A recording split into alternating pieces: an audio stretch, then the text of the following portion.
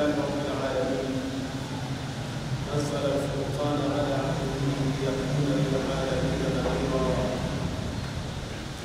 والصلاة والسلام على من تلقى القرآن من لدن الحكيم الخبير سيدنا محمد وعلى آله وصحابته الغر الميامين وبعد.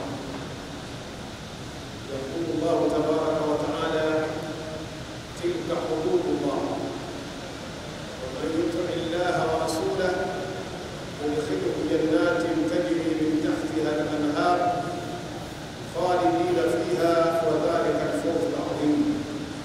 صدق الله العلي العظيم وبلغ رسوله النبي الكريم. قبل يقول لي naomba nichukue fursa hii kumruhusu shekhe aende katika jukumu ambalo liko mbele yake aliarifu hapo kabla, na akikuwa na nao wafungue na aseme hilo. Mwenyezi Mungu Subhanahu wa Ta'ala ajalie yote aliyosema katika mizani yake, na dua aliombea Mwenyezi Mungu ajalie na nyie pia ambao wasikiliza. Mimi hamu yangu kubwa ni kuoneni mmeketi na nisikiliza, sina hamu nyingine tena, na katika hili sitaraji chochote zaidi ya malipo kutoka kwa Allah jalla wa ala.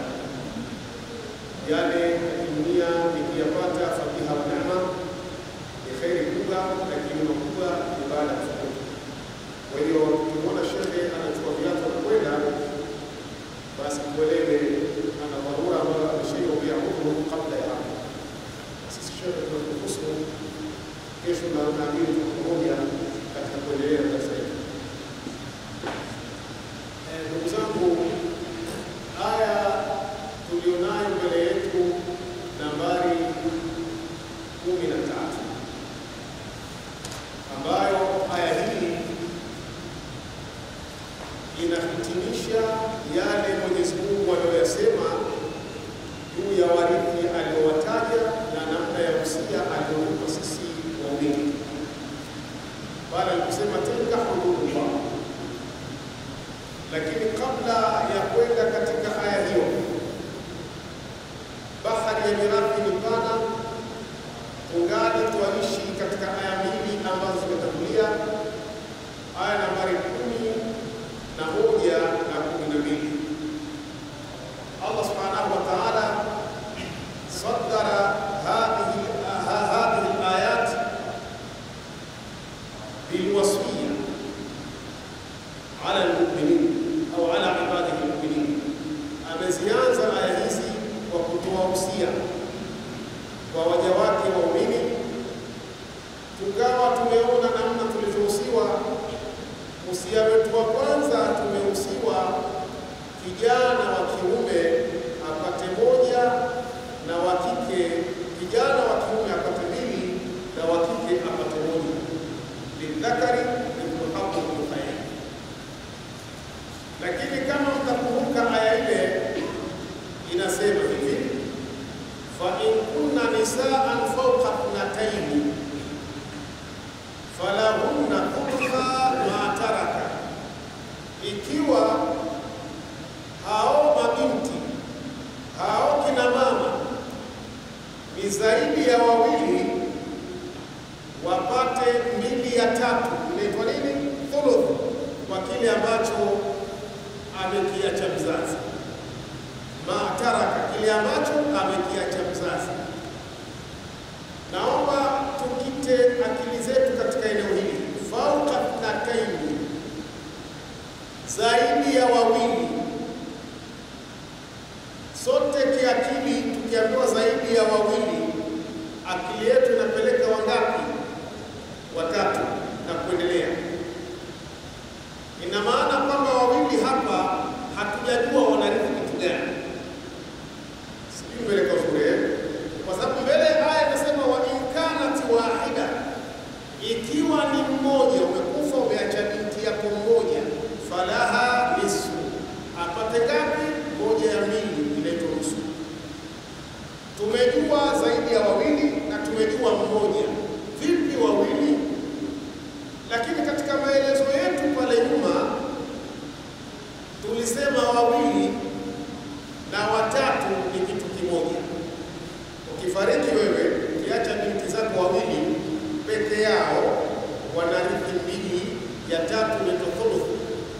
katika mali inabakia thuluthi moja tu, na thuluthi mbili wanachukua mabinti zako wawili, lakini pia watatu.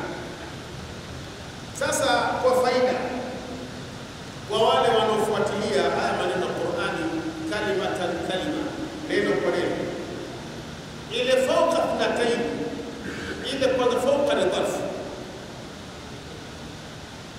unaweza kusema ni dharf makani, lakini juu sawa sawa, lakini kwa ile eneo Allah anasema ikiwa zaidi ya wawili kwa ile eneo, ina maana ni watatu. Sasa hawa wawili tunawapa nini? Wanazuoni hapa wakasema maneno kwa faida kwamba ile fauka haifanyi kazi tena pale ya juu, inafanya kazi zaida, imezidi tu pale, lakini haina maana ya tafsiri, kama ambacho Mwenyezi Mungu anasema fadribu fawqa al-a'naq katika sura Al-Anfal, kama sikosea, wale maadui wapigeni katika shingo zao. Ukisema ifasiri juu ya shingo, ina maana wapigwe vichwani, sijui nimeleka vizuri. Kwa hiyo fauka pale imekuwa ni zaida, haikuwa na tafsiri ya kwamba wapigwe kwenye vichwa. Allah anakusudia wakateni shingo zao, waueni.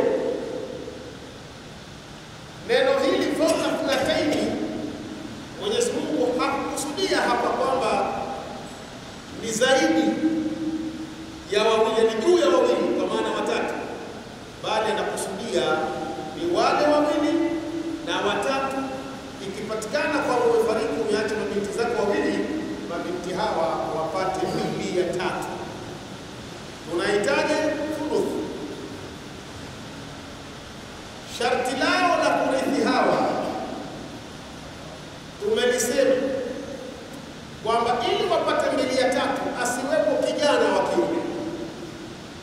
Akiwepo kijana wa kiume, mirathi inahama kwenye namba, inakwenda kwenye nguvu, tunaita asaba. Wakati jana nawaeleza habari hizi, ni kama nimewataja warithi wanaorithi mbili ya tatu. Kama tulikuwa pamoja, wanaorithi mbili ya tatu ni wangapi? Kwa wote alayhi na wanne wanarithi mbili ya tatu, inaitwa nini? Thuluth.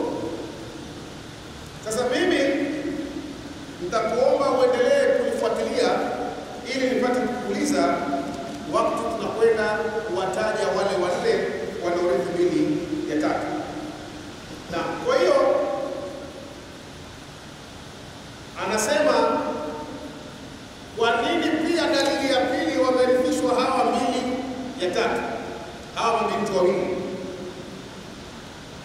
Katika maelezo, fa ulhiqat al-bintani bil-ukhtayn fi al-ishtiraki fi al-thuluthayn, mabinti wawili hawa wakaingizwa na wao kupata theluthi mbili, kwa sababu madada wawili wanapewa theluthi mbili kwa aya nambari 176 mwishoni. Wanapewa madada wawili, dada zako wawili ukiwa umewaacha, wanapewa mbili ya tatu. Isingeliwezekana madada wapate mbili ya tatu, madada wawili alafu mabinti wawili wakose mbili ya tatu, kwa sababu wako baadhi ya wanazuoni wamesema wapewe nusu ya mali, kama vile binti mmoja. Sasa tukichukua maelezo haya na kuomba popote utakapokuwa umekutana na mirathi, ukimuona binti mmoja ujue anapata moja ya mbili, nusu, na ukiwaona mabinti wawili wanapata mbili ya tatu, ambayo ni thuluthani, mabinti wawili na kuendelea, kwa sharti ambayo nimezungumza. Kwa kuwa nimefariki mimi shekhe wenu hapa mbele, umeitwa nyumbani kwangu, umemkuta binti yangu mmoja na mke wangu mmoja au wawili. Nani katika nyie anaweza kumpa binti yangu hapa? Na mama yake yupo ambaye ni mke wangu, mimi Allah kanichukua. Umeitwa kama kijana hapa, unasoma, watu wanataka wastafidi kupitia somo lako. Nani anaweza kumpa binti kila ambacho anastahili katika nafasi hii? Kadhalika na mama yake anapata kiasi gani? Labda binti anachukua nusu, moja ya mbili, na mama mke wangu, maana kisema mama yani mama yake, mke wangu mimi, na moja ya nne, moja ya nane. Moja ya nne anaikosa kwa sababu kuna binti, kuna mtoto. Tulisema anahama, sawa wanasema hujubu nukusani, amezuiliwa kupunguzwa, yani kapunguzwa. Baada ya kupata moja ya nne anapata moja ngapi? Kwa kuwepo nani? Hii moja ya nane katika msamiati wa kawaida tunaita thumu. Sawa tunaita thumu moja ya, na hii moja ya nane wakiwa wawili wanagawana hii. Kadhalika wakiwa watatu na wanne wanagawana moja ya nane. Mtoto anachukua moja ya mbili ambayo nusu, kwa sababu yuko mmoja. Tujalie kwamba taraktu bintaini, nimeacha mabinti wawili, lakini vile vile nimeacha zauja. Hapa tawapaje? Kama tuko pamoja katika darasa, nimeacha binti zangu wawili, alafu nimeacha na mke wangu, mama yao.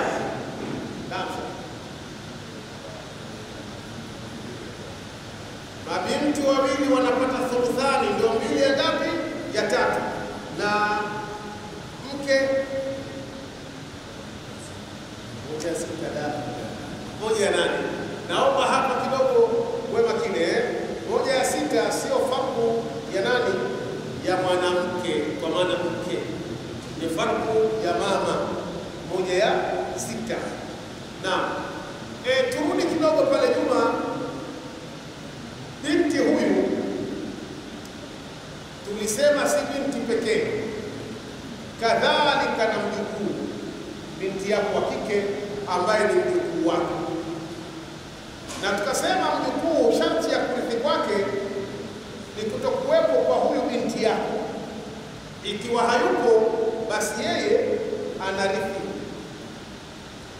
Kwa binti huyu yupo, ndiye nimemwacha mimi, mjukuu ndo nimemwacha. Bintu ibni kwa lugha ya Kimirathi ndio bintu ibni, mjukuu wangu nimemwacha yeye, lakini sambamba na yeye nikamwacha.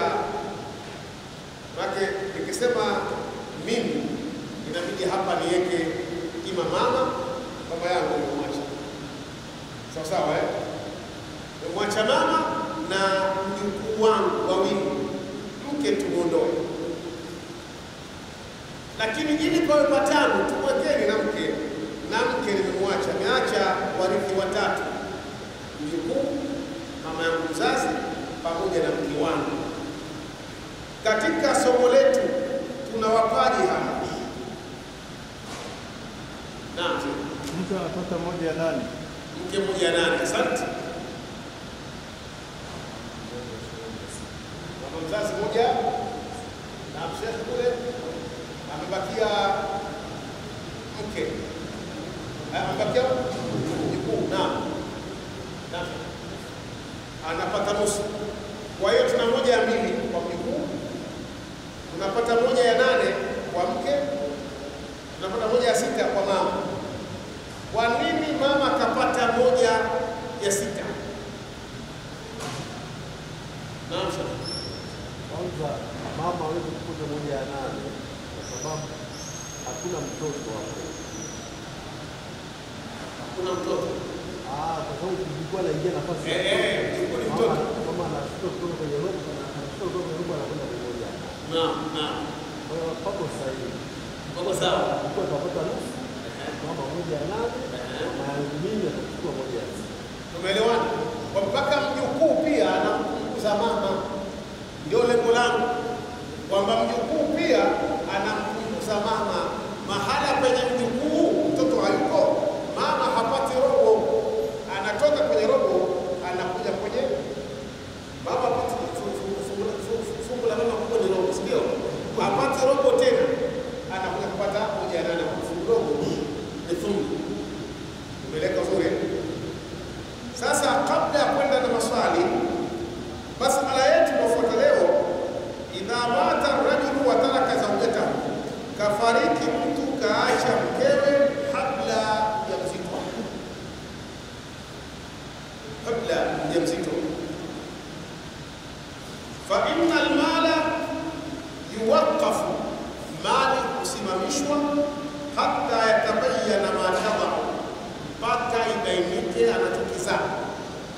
Kama jana swali hili liliulizwa. Wa ajmaa ahlul ilmi, watu wenye ilmu wamefanya ijmaa. Nilisema ijmaa ni kwamba umma umekubaliana kwa fatwa hiyo, umma hakuna alipinga, ala anna ar-rajula idha mata, wa mtu anapokufa, wa zawjatahu habla au habla, na mkewe ni mjamzito, anna alwalada alladhi fi batniha, kwamba mtoto aliyoko tumboni yarithu, anarithi, wa yurathu, na anarithiwa. Wamekubaliana mtoto aliyoko tumboni anarithi na anarithiwa. Idha kharaja hayyan wastahalla surai, au pindipo atakapotoka akiwa hai lakini akawa anapiga ukelele, analia, katoka analia. Masala ya mtoto kuzaliwa akalia na kutokulia wakati ule kisha akafa ni masala makubwa, hata katika upande wa aljanaza, masala ya kafan, masala ya salatu alayhi, masala ya dafu, masala ya dua. Sawa? Kuna masala makubwa. Sasa mtoto ametoka hai lakini vile vile akalia. Waqalu jami'an, wote wamesema idha kharaja mayitan, akitoka amekufa, lam yarith, harithi. Kwa hiyo mmenielewa hapo? Akitoka yu hai akalia, baada ya kulia akafa, anarithi na anarithiwa. Sijui mmeleka vile. Akitoka mayit, amezaliwa tu akawa amekufa, ametoka mayit, huyu harithi. Fa in kharaja hayyan, akitoka hai, wa lam yastahil, lakini akulia, katoka yu hai, sio ile kwa katoka yu hai lakini hapo kuna khilafu. Qala at-taifa, kundi limesema la miratha lahu, hana mirathi madamu katoka hakulia. Wa in taharraka, hata kama alitikisika au atasa au alipiga chafya, ma lam yastahil, madamu akutoa ukelele, lenga hakusema hivyo, huyo harithi. Na hii ni kauli ya Imam Malik bin Anas na Imam al-Qasim bin Muhammad wa Ibn Sayarin wa Sha'bi wa Zuhri wa Qatada, hao wamesema hivyo wanazuoni wakubwa. Lakini kundi lingine likasema idha urifat hayatul mauludi, ukijulikana uhai wa mzaliwa, mtoto dogo lile, litahariki, kwamba alitikisika au siyah au alipiga kelele au radhaa au aliweka mdomo wake kwenye nyonyo akakuvuta au nafasi au akapumua, fa ahkamuhu ahkamul hayy, hukumu yake ni hukumu ya kijana aliyekuwa hai, hukumu ya mrithi aliyekuwa hai. Kauli hii ni ya al-Imam Shafi'i wa Sufyan ath-Thawri, sawa wal-Awza'i. Qala Ibn al-Mundhir alladhi qala ash-Shafi'i yahtamilu an-nadhar. Ibn al-Mundhir amesema kauli hii ya Shafi'i ina ihtimali kidogo iangaliwe, lakini ni kauli pia ambayo imepokewa na al-Imam Shafi'i na wengineo. Hapa tunajifunza nini? Haya mambo ndio maana tunahimizana darasani. Kuna watu hawa watoto kuzaliwa wala habari nao. Mara ngapi wanazaliwa watoto wanalia, wanashikwa, wanazikwa, hakuna habari, kumbe hawa ni wadithi. Angalia kitu ambacho unajifunza. Watoto hawa wanapozaliwa, kwa hiyo kuanzia sasa tuangalie hali hizi ambazo tunazungumza. Hali ya kwanza, akitoka hai analia, huyu anarithi wala kuna khilafu. Alafu anarithiwa. Katoka kalia akafariki anarithi.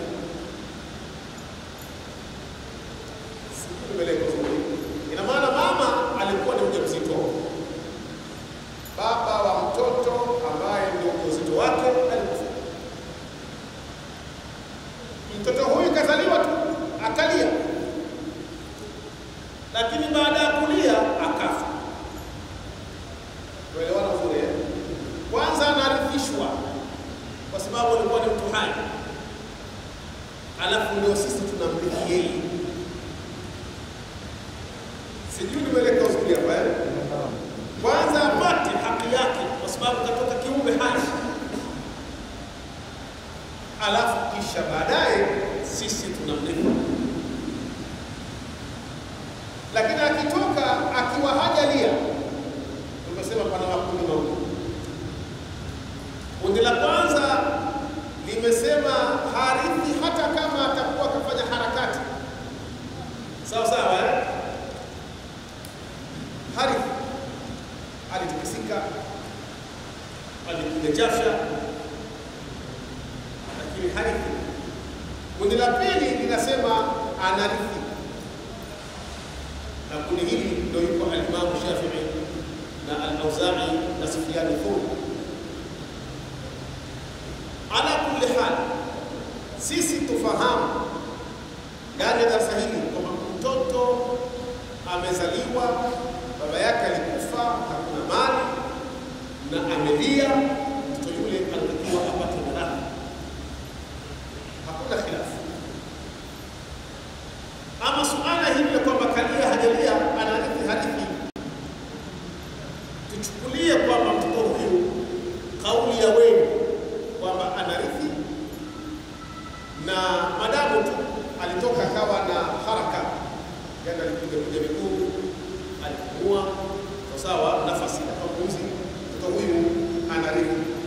Kwa hiyo wote tuingie katika eneo hilo la kumrudisha mtoto ambaye ametoka analia, apende radhi yake, kisha baadaye mtamrithi nyie mnaostahili kumrithi yule, kama ambavyo tutapata habari zake. Kabla ya kuendelea na maswali pamoja na maulizo yangu kwenu na kuwapeni wanaurithi robo leo, kina nani wanaurithi robo, naomba nimalizie masuala ya mwisho. Baada katika aya namba 11, qala ta'ala fi auladikum, mnausiwa ye wazazi kwa watoto wenu,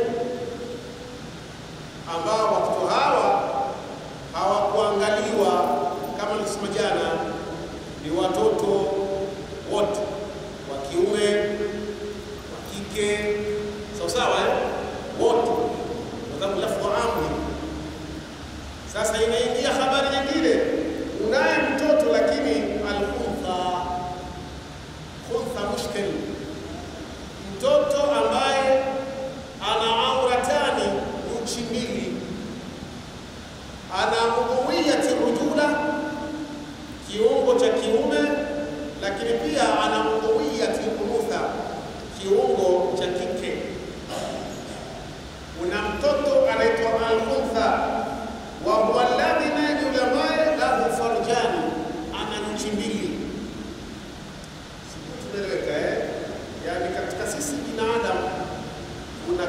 kiumbe anakuwa ni shaku al-insania, amejitenga na ule hali wa kawaida wa kibinadamu, amejitenga, amekuwa ni shaku wa shaku yufahu la yuqasu alayhi, kitu ambacho ni shaku kinahifadhiwa, hakina kipimo, hakuna mtu mwenye kuchimbili akitokea anaitwa shaku. Sawa huyu kwa jina lake kisheria anaitwa khutha mushkil, lakini ni mtoto anazaliwa na ana baba na baba anakufa, kuna mali, huyu anarithi. Naomba tuangalie ajma al-ulama, ijmaa ya wanazuoni ala annahu yurathu, huyu anarithiwa min haythu yaqul, katika ule upande anaokolelea. Akishakuwa ni khutha mushkil, kuna upande una nguvu kuliko mwingine. Anaweza akawa anakonyoa kupitia kiungo cha mwanaume na anaweza wakati mwingine anakonyoa kupitia kiungo cha mwanamke. Sawa. Wa imbala min haythu yaqulu rajul, akikonyoa upande ule anakonyoa mwanaume, waritha miratha rajul, anarithi mirathi ya mwanaume. Wa imbala min haythu taqulu almar'atu, akikonyoa upande ule ambao anakonyoa mwanamke, waritha miratha almar'a, anarithi mirathi ya mwanamke. Mirathi ya mwanaume mnaijua, atakuwa anachukua mbili, sawa na kama anakunyolea upande wa kike anachukua mirathi ya binti, anarithi nusu akiwa peke yake. Qala Ibn al-Mundhir wala ahfadhu an Malik fihi shay'a, si hifadhi chochote kuhusu Malik kwamba kuna kitu akisema juu ya huyu al-Khutha. Naam, bal kad dhakara Ibn al-Qasim annahu haba an yas'ala Malikan anhu, bali ametaja Ibn al-Qasim kwamba yeye alihofu kumuuliza Malik juu ya masala haya. Haba alihofu kumuuliza Malik. Al-Imam Malik bin Anas kama inafahamika, Malik alikuwa ni rajul dhu waqar dhu mahaba, alikuwa anatisha watu kuogopa, alikuwa sio imamu wa kawaida Malik bin Anas. Kwa hiyo alihofu kumuuliza kuhusu mushkil khutha. Fa in bala minhuma ma, akiwa anakojolea zote, yani mbele anatoa na nyuma anatoa, fal mu'tabar sabqul bawl, zingatio ni ule mkojo utangulia. Kama kinachoanza kutoka ni mkojo upande wa kiume, anapewa mbili. Kama unawahi kutoka mkojo wa kike, anapewa moja. Hiyo ndio sheria ya fiqh. Wale tunapokuwa tunaambiwa watu wakae wasome, usifikiri kwamba taliwa, ilikuwa inazungumzwa hakikatan. Na bado haya ni machache, kuna mengi juu ya masuala ya fiqh sheria. Uislamu haukuacha kitu, nyanja zote umekusanya. Jambo twajitia wenyewe kwa sababu hatutaki kukaa kusikiliza wala kusoma. Mtume Muhammad anasema kun aliman au mutaalliman au mustami'an, riwaya zinaendelea au muhibban wala takun al-khamisa fatahli, lakini riwaya moja haina muhibban wala takun al-rabi'a fatahli, huwa mwanazuoni au mwenye kuendelea kujifunza au msikilizaji kama yeye. Usiwe kundi la nne la wajinga, utaangamia. Na katika hadithi nyingine, riwaya nyingine, au mwenye kupenda haya mambo, kupenda walimu, mashekhe na mambo yao. Usiwe kundi la tano, utakuwa kundi la halikin, miongoni mwa wenye kuangamia. Naam, mpaka huwa naona haya au naona taabu wakati mwingine kuwapa mambo yale ya kindani zaidi ya moyo ndani ya kielimu. Nachukua juu tu, nachotaka ndio uelewa, sijui mbele kuzuri. Lakini kama ingelikuwa tumeshakuwa wazoefu haya mambo, wasikilizaji wa muda mrefu, basi tungeliingia katika kupambanua zaidi, ili mkaona nikash jidali za wanazuoni na khilafu zile, ili zipokele vizuri katika kufahamu sheria na wanazuoni mapito yao.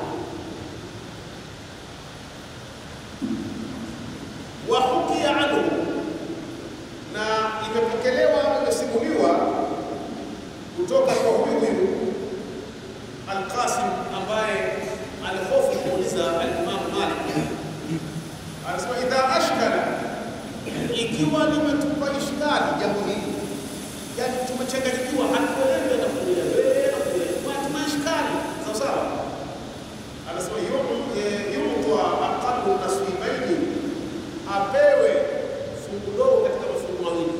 Fungu dogo katika mafungu mawili, mafungu mawili ni mbili au moja, maana kama mwanamke apata mbili au mwanamke apata moja, kwa hiyo tunampa fungu dogo katika mafungu mawili, kwa hiyo anakuwa moja.